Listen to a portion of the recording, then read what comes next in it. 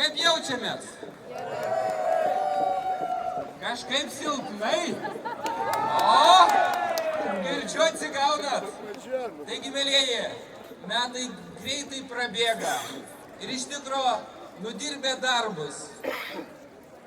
Sukvietėm visus žemdirbius, visų seniūnijų darbuotojus, kad pabūti kartu, pasidžiaugti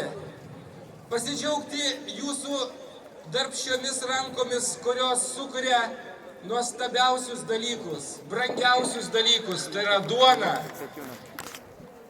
vaisius, maistą, bet svarbiausia, kad mes galėtume pabūti kartu, pasidalinti tuo džiaugsmu, nes būtent bendrystėje mes esam laimingiausi. Taigi norėčiau į priekį pakviesti mažus. Vaikučiai, ateikit čia. Dabar į didelį ratą sustokit labai. O taip, dėmesio. Skelbiu rudenio šventę atidarytą.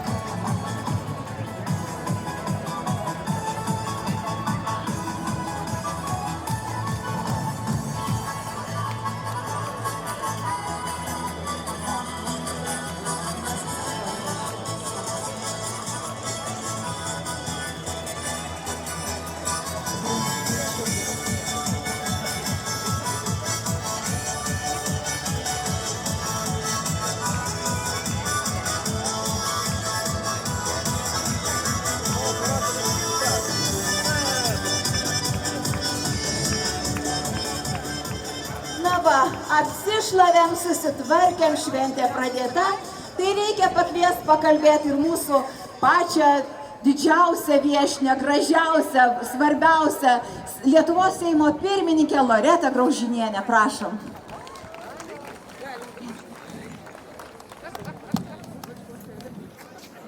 Ačiū, merė, gerbėmi ukmergiškiai, Ukmergės krašto mėly žmonės.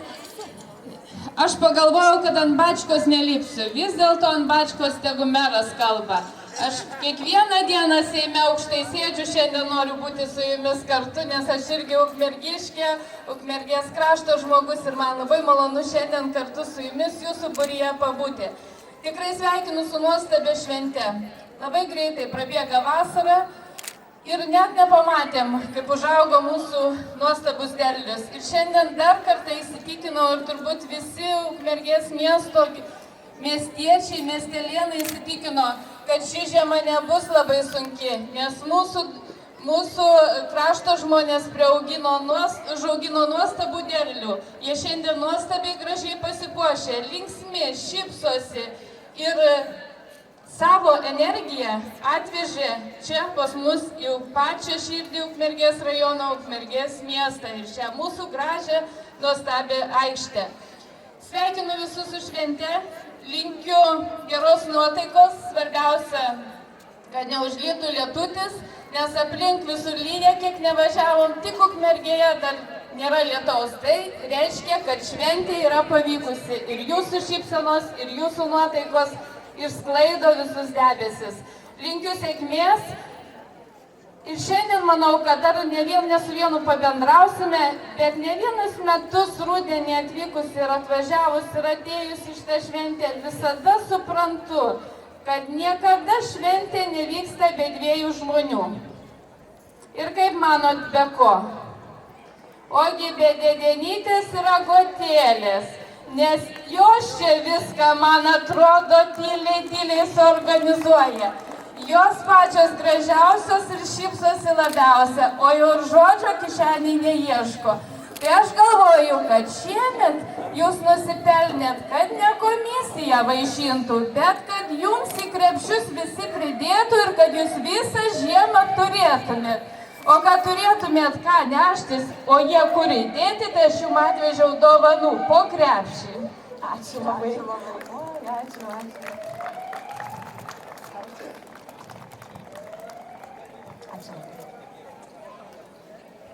Na, o dabar, mielieji, kviečiam visas seniūnijas vis tiek ant tos bačkos.